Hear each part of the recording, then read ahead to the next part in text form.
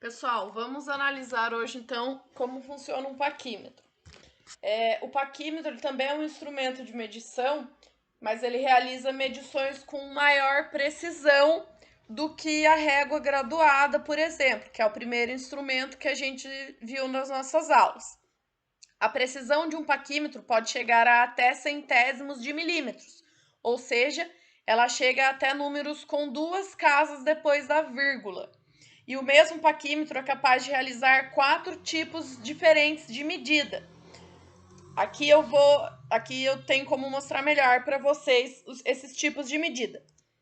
Nos bicos de medição, que é a parte do paquímetro que geralmente as pessoas mais conhecem, a gente consegue realizar medidas externas nas peças. Na parte de cima tem as garras. Com as garras, nós realizamos medidas internas nas peças, medida de diâmetros internos, furos, enfim. Na haste do paquímetro, que fica na parte final aqui, nós realizamos medidas de profundidade, então profundidade de furos, rasgos, enfim.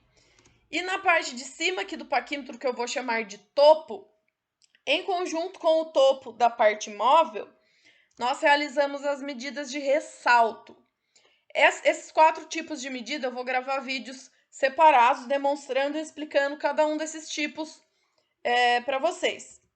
Aqui tem uma imagem geral com a nomenclatura de todas as partes do paquímetro e eu vou focar nas partes principais, que são a parte fixa e a parte móvel do paquímetro. Vamos começar analisando a parte fixa, então.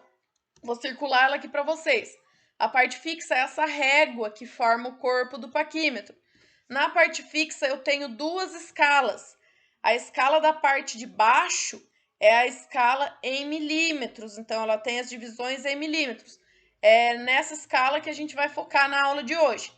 E na parte de cima eu tenho a escala em polegadas.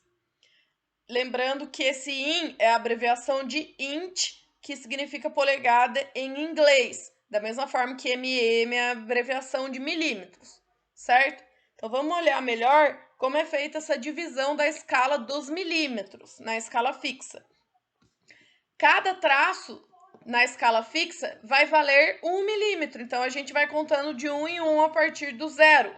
Então, primeiro traço vai valer 1 milímetro, segundo traço 2, 3, 4, 5, 6 e assim por diante. No número 1 aqui, gravado no paquímetro, eu vou ter 10 milímetros, número 2, 20 milímetros, 30 milímetros e assim por diante. Então, muito simples fazer a leitura principal do paquímetro, certo? Continuando então, a parte móvel do paquímetro, que também é chamada de nônio ou vernier, eu costumo chamar de nônio. É a parte em que a gente tem a precisão da medida, ou seja, na parte móvel é onde a gente faz a leitura dos números que ficam depois da vírgula, certo? E da mesma, deixa eu circular a parte móvel aqui para vocês. Tem o pedaço de baixo e o pedaço de cima. E da mesma forma que a parte fixa, a parte móvel também tem duas escalas. A escala de baixo é a escala em milímetros e a escala de cima é a escala em polegadas. Nosso foco da aula de hoje será a escala em milímetros. Então, vamos ver como ela é dividida. A divisão da escala dos milímetros depende do valor da precisão do paquímetro. Geralmente, os paquímetros eles têm dois tipos de precisão. Nós temos os paquímetros com 0,05 milímetros de precisão e temos os paquímetros com 0,02 milímetros de precisão, certo? Então, geralmente essa precisão vem marcada aqui no cantinho da parte móvel. Mas quando não vem marcado, a gente consegue descobrir só pelo número de divisões entre um número e outro da parte móvel. Quando eu só tenho um traço no meio entre um número e outro da parte móvel, eu sei que a precisão desse paquímetro é de 0,05 milímetros. Se eu tivesse 4 traços entre um número e outro, eu saberia que a precisão do meu paquímetro é de 0,02 milímetros. Então, como aqui eu tenho só um traço entre um número e outro, a precisão desse paquímetro eu já sei que é 0,05, isso significa o quê? Que cada um dos traços do meu paquímetro, da parte móvel, vale 0,05. Então, para eu contar, eu só preciso ir acrescentando 0,05. Ou seja, como que vai ficar essa leitura? A partir do zero, o primeiro traço vale 0,05, segundo traço vai valer 0,10, o terceiro vai valer 0,15, o próximo 0,20, 0,25, 0,30 e assim por diante.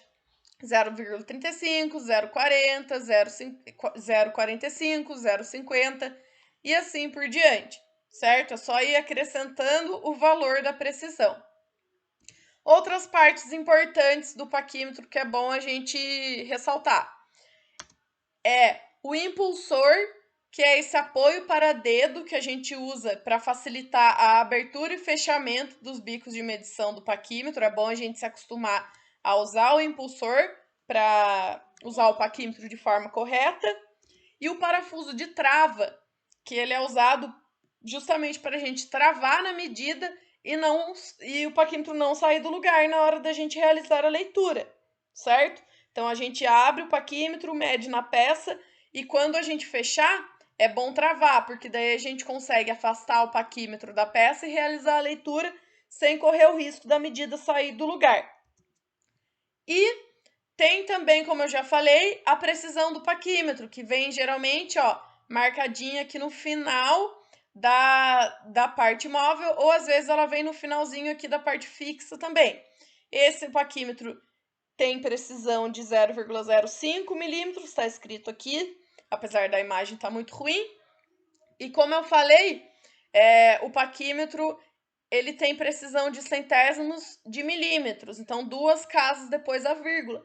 Geralmente vai ser 5 centésimos, que é esse de 0,05, ou 2 centésimos, que é o 0,02, certo? Então, essa foi uma explicação geral sobre o funcionamento do paquímetro, e na aula de hoje nós vamos focar na leitura em milímetros.